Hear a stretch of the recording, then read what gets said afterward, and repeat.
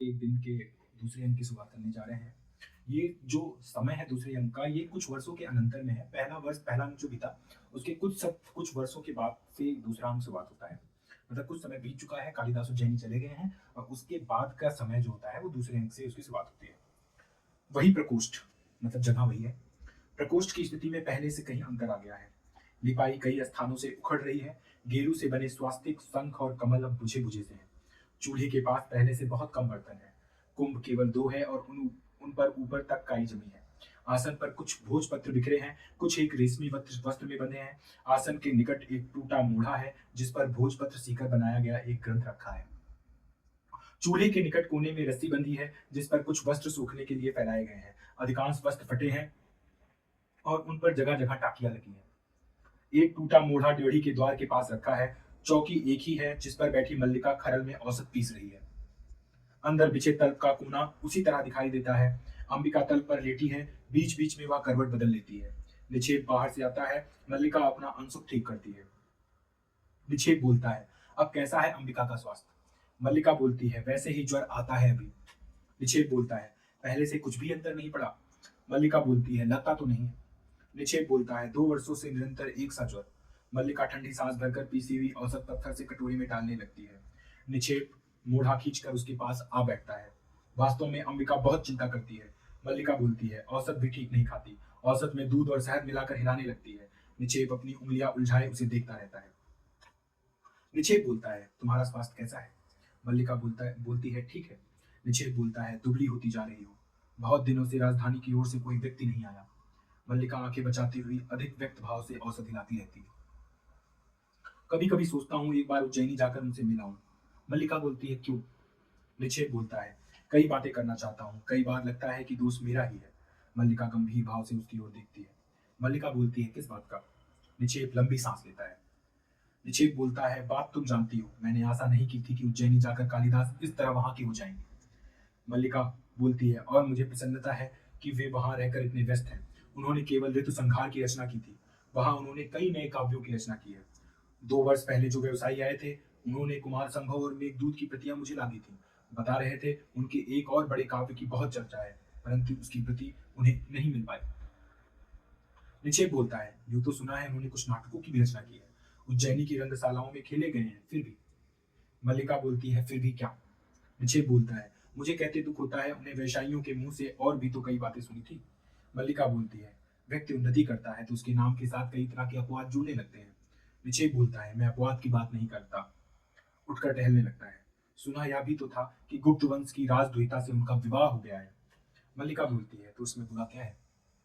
निक्षेप बोलता है, एक तरह से देखे तो बुरा नहीं भी है, परंतु यहाँ रहते उनका जो आग्रह था कि जीवन भर विवाह नहीं करेंगे, रुककर उसकी ओर देखता है। उस आग्रह को क्या हुआ? उन्होंने यह नहीं सोचा कि उनके इस आग्रह की रक्षा के लिए तुमने प्रश्नवाचक चिन्ह।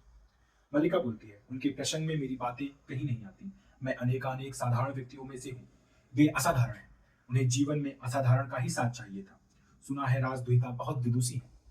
निक्षेप बोलता है, हाँ सुना है, बहुत शास्त्र दर्शन पढ़ी है। मैंने कहा है ना कि एक तरह से देखें तो इसमें कुछ बुरा नहीं है, परंतु दूसरी तरह से देखने पर बहुत ग्लानि होती है। मल्लिका बोलती है, इसके विपरीत मुझे अपने से ग्लानि होती है कि यह ऐसी मैं उनकी प्रगति में बाधा भी बन सकती थी। आपके कहने से मैं उन्हें जाने के लिए प्रेरित ना करती तो कितनी बड़ी क्षति हो जाती। निक्षेप बोलता है, या तो दुख कि मेरे कहने से तुम ऐसा ना करती, जो आज तुम्हारे जीवन का रूप यह ना होता। मल्लिका बोलती है, मेरे जीवन से पहले से क्या अंतर आया है? पहले माँ काम करती थी, अब वे अस्वस्थ हैं, मैं काम करती हूँ। निक्षेप बोलता है, बाहर से तो इतना ही अंतर लगता है। मल्लिका बोलती है, केवल इतना ही अंतर है? औसत लिए उठ खड़ी होती है। माँ को औसत दे दूं, अभी आती हूँ। अंदर चली जाती है और अंबिका को सहारे से उठाकर औसत पिलाती है। अंबिका पीकर सिर हिलाती है। निक्षेप टहलता हुआ झरोखे के पास चला जाता है। बाहर घोड़े की टापों का शब्द सुनाई देता है, जो पास आकर दूर चला जाता है। निक्षेप झरोखे से सटा देखता रहता है। अंबिका औसत पीकर लेट जाती है। मल्लिका बाहर आ जाती है और किवाड़ के पास रुककर अंबिका की ओर देखती है। मल्लिका बोलती है, माँ ठंड लगती हो तो किवाड़ बंद कर दो। अंबिका सिर हिलाती है। मल्लिका किवाड़ बंद कर देती है। निक्षेप झरोखे के पास हट आता है। निक्षेप बोलता है, लगता है आज फिर कुछ लोग बाहर से आए। मल्लिका बोलती है, कौन लोग? निक्षेप बोलता है, संभवतः राज्य के कर्मचारी हैं। दो वैसी ही आकृतियां मैंने देखी जैसे तब देखी थी जब आचार्य कालिदास को लेने आए थे। मल्लिका थोड़ा सिहर जाती है। मल्लिका बोलती है, वैसी आकृतियां? अपने भाव को दबाकर हंसने का प्रयत्न करती है। जानते हैं माँ इस संबंध में क्या कहती हैं? कहती हैं कि जब भी ये आकृतियां दिखाई देती हैं, कोई ना कोई अनिष्ट होता है। कभी युद्ध, कभी महामारी, परंतु पिछली बार तो ऐसा कुछ नहीं हुआ। निक्षेप नहीं हुआ? प्रश्नवाचक। मल्लिका आगे बचाती हुई गीले वस्त्रों को देखने में व्यस्त हो जाती है। मल्लिका बोलती है, क्या हुआ? और जो हुआ वह तो अच्छा ही था। दो एक वस्त्र को उतारकर फिर रस्सी पर फैला देती है। हवा में आजकल इतनी नमी रहती है कि वस्त्र घंटों नहीं सूखते। फिर टापों का शब्द सुनाई देता है। निचेप फिर झरोके के पास चला जाता है। सहसा उसके मुंह से आश्चर्य की ध्वनि निकल पड़ती है। निक्षेप है नहीं, परंतु नहीं कैसे? टापों का शब्द दूर चला जाता है। निक्षेप उत्तेजित सा झरोके के पास से हटकर आता है। मल्लिका बोलती है, सहसा उत्तेजित क्यों हो उठे आर्य निक्षेप? निक्षेप बोलता है, मैंने कभी अभी एक और आकृति को घोड़े पर जाते देखा है। मल्लिका बोलती है, तो क्या हुआ? आपको भी माँ की तरह अनिष्ट की आशंका हो रही है? मल्लिका बोलती है, निक्षेप बोलता है, वह एक बहुत परिचित आकृति है मल्लिका। मल्लिका बोलती है, परिचित आकृति? निक्षेप बोलता है, मुझे विश्वास है वे स्वयं कालिदास है। मल्लिका हाथ के वस्त्र को पकड़े स्तंभित सी हो रहती है। मल्लिका बोलती है, कालिदास? यह कैसे संभव है? निक्षेप बोलता है, मैंने अपनी आंखों से देखा है। वे घोड़ा दौड़ाते पर्वत शिखर की ओर गए हैं। इस राजसी वेशभूषा में और कोई उन्हें ना पहचान पाए, निक्षेप की आंखें पहचान में भूल नहीं कर सकती। मैं अभी जाकर देखता हूँ। राज्य कर्मचारी भी अवश्य उन्हीं के साथ आए होंगे। उसी उत्तेजना से चला जाता है। मल्लिका बोलती है, वे आए हैं और पर्वत शिखर की ओर गए हैं। अपनी उंगली को दांत से काटती है और पीड़ा का अनुभव होने पर यंत्र चलित सी झरोके के पास चली जाती है। ड्योढ़ी से रांगड़ी और संगिनी अंदर आते हैं। मल्लिका आश्चर्य से उनकी ओर देखती है। रंगिनी संगिनी को आगे करती है। रंगिनी बोलती है, इससे पूछ हम अंदर आ सकती हैं? संगिनी उसे आगे करके स्वयं पीछे हट जाती है। संगिनी बोलती है, तू पूछ। मल्लिका उनके पास आ जाती है। रंगिनी बोलती है, अच्छा मैं पूछती हूँ, सुनो यह तुम्हारा घर है? मल्लिका बोलती है, हाँ हाँ आइए, आप मेरे यहाँ आइए। रंगिनी और संगिनी अंदर आ जाती हैं और खोजती दृष्टि से इधर उधर देखती हैं।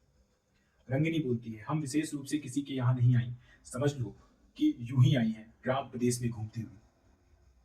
संगिनी बोलती है, हम यहाँ के घर देखना चाहती हैं। रंगिनी बोलती है, यहाँ के जीवन को अध्ययन करना चाहती हूँ।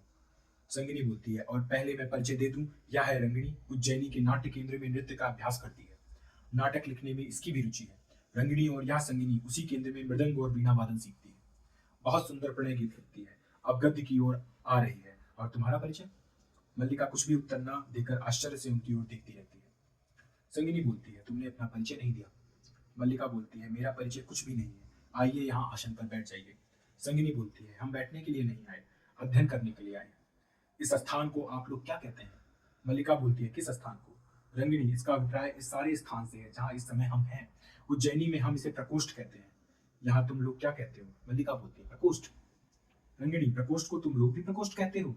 और कुंभों के निकट जाकर एक कुंभ को छूती है, इसे क्या कहते हो? मल्लिका बोलती है, कुंभ। रंगिनी, कुंभ? प्रकोष्ठ को प्रकोष्ठ और कुंभ को कुंभ। निराशा से कंधे हिलाती है। संगिनी बोलती है, देखो यहाँ के कुछ स्थानीय शब्द नहीं है। मल्लिका हतप्रभ से उनकी ओर देखती रहती है। मल्लिका बोलती है, स्थानीय शब्द? प्रश्नवाचक।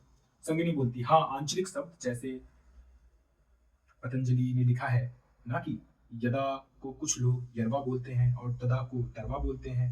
यरवणा स्त्रवणा को ऋषियो बभू। मल्लिका, मुझे इतना ज्ञान नहीं है। मल्लिका बोलती है, मुझे इतना ज्ञान नहीं है। संगिनी कुछ निराशा सी आसन पर बैठ जाती है। रंगिनी घूमकर प्रकोष्ठ की एक एक वस्तु का निरीक्षण करती है। मल्लिका संगिनी के पास चली जाती है। संगिनी बोलती है, देखो हम कुछ ऐसी बातें जानना चाहती हैं जिनका संबंध यहाँ के और केवल यहाँ के जीवन से हो। तुम्हारे घर और वस्तु तो लगभग हमारे जैसे हैं। यहाँ के जीवन की अपनी विशेषता क्या है? मल्लिका बोलती है, यहाँ के जीवन की अपनी विशेषता? प्रश्नवाचक। पल भर झरोके की ओर देखती रहती है। मैं नहीं जानती, हमारा जीवन हर दृष्टि से बहुत साधारण है। संगिनी बोलती है, या मैं नहीं मान सकती, इस प्रदेश ने कालिदास जैसी असाधारण प्रतिभा को जन्म दिया है। यहाँ की तो प्रत्येक वस्तु असाधारण होनी चाहिए। रंगड़ी चूल्हे के पास सब वस्तुओं को अच्छी तरह देखकर तथा एक बार अंदर झांक कर उसके पास आ जाती है। रंगड़ी बोलती है, देखो मैं तुम्हें समझाती हूँ।